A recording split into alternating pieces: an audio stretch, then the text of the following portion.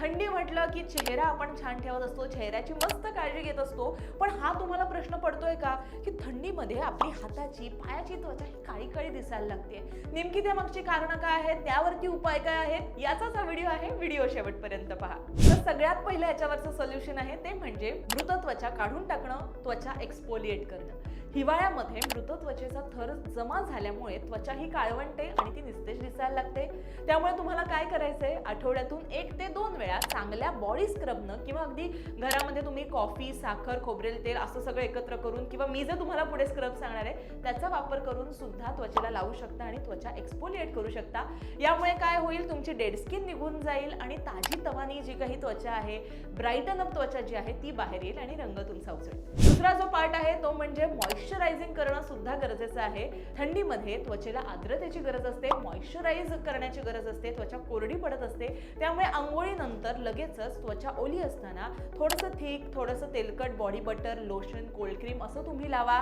रात्री झोपण्यापूर्वी खोबरेल तेल किंवा बदामाचं तेल सुद्धा तुम्ही हातापायांना लावून छान पॉलिश करून ठेवा.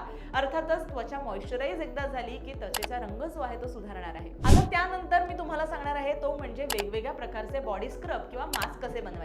पहिला म्हणजे लिंबू, मध आणि साखरेचा जो स्क्रब आहे तो.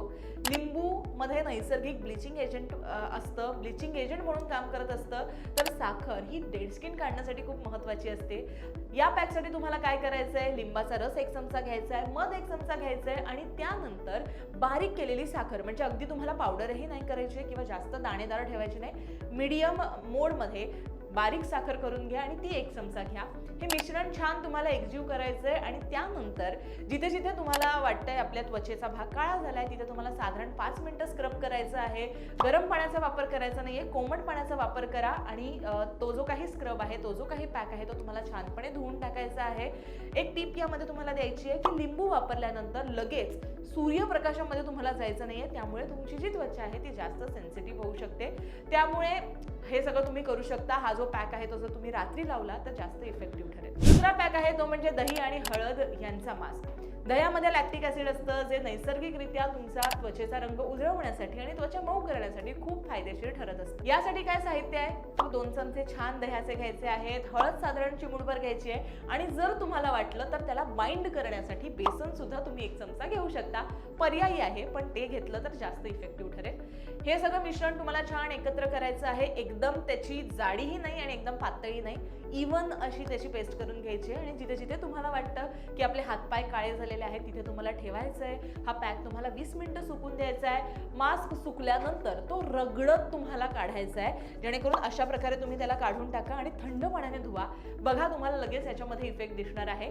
हा मास्क त्वचेला मॉइश्चराइज तर करणारच आहे पण त्वचा ब्राईटन अप करण्यासाठी सुद्धा कारणीभूत ठरणार आहे. नंतरचा पॅक आहे तो म्हणजे बटाट्याचा रस आणि गुलाबजल. आता बटाटा हा तुमच्या आमच्या सगळ्यांचा आवडीचा आहे पण त्वचेसाठी सुद्धा तो चांगला असतो, कारण या रसामध्ये कॅटेकोलस नावाचा एक एन्झाईम आहे जे त्वचेचा रंग उजळण्यासाठी खूप प्रभावी ठरत असतं.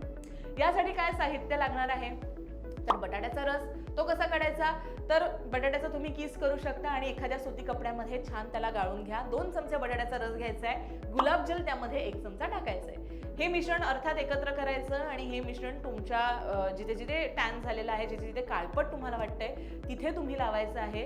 बघा त्याच्याने खूप चांगला तुम्हाला इफेक्ट मिळणार आहे. विशेष म्हणजे हे जे काही मिश्रण आहे ते तुम्ही कापसानं त्या जागी लावलं तर अजून त्याच्यामध्ये शोषून राहील.